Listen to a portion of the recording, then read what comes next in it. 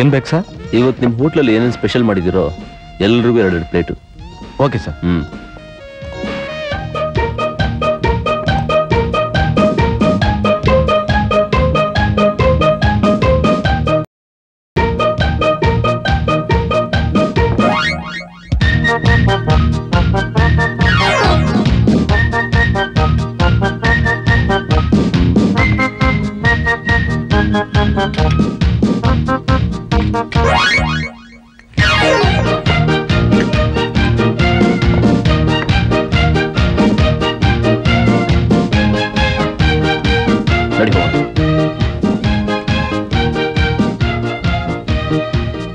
ಎಲ್ಲಿ 500 ರೂಪಾಯಿ ದುಡ್ಡೆತ್ತು?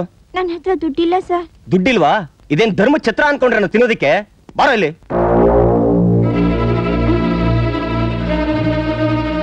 ಎಲ್ಲೋ ಕದ್ದೆ ಈ ಸರನ? ನಾನು ಕದ್ದಿಲ್ಲ ಸರ್. ಕದ್ದಿಲ್ವಾ?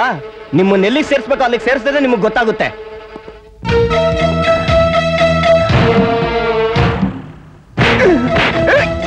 ಯಾರೋ ನೀನು? ಯಾರ?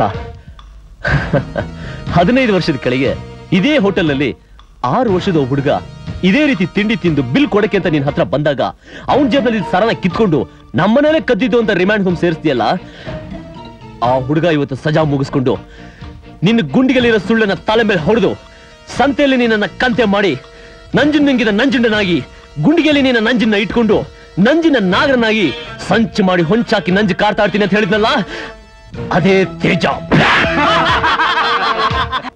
ಏ ಬಂದ್ರು, ಏ ಬಂಕ, ಏ ಅಂಕ.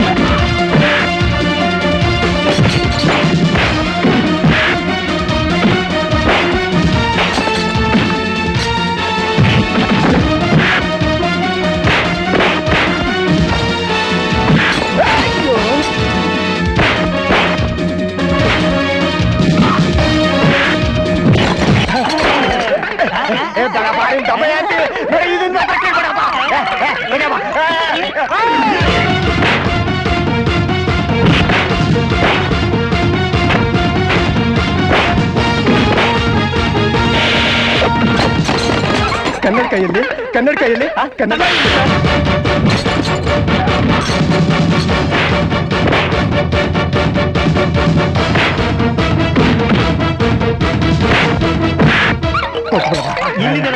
ಅಯ್ಯೋ ಪನ್ನೀರು.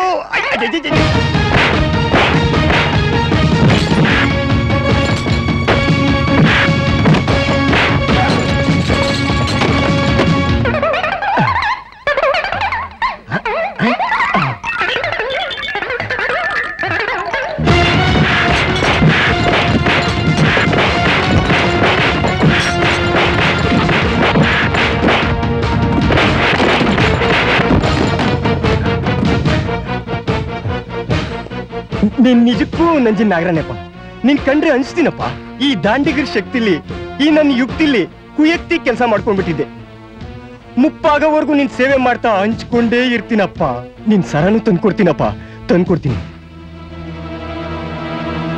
ತಗಳಪ್ಪ.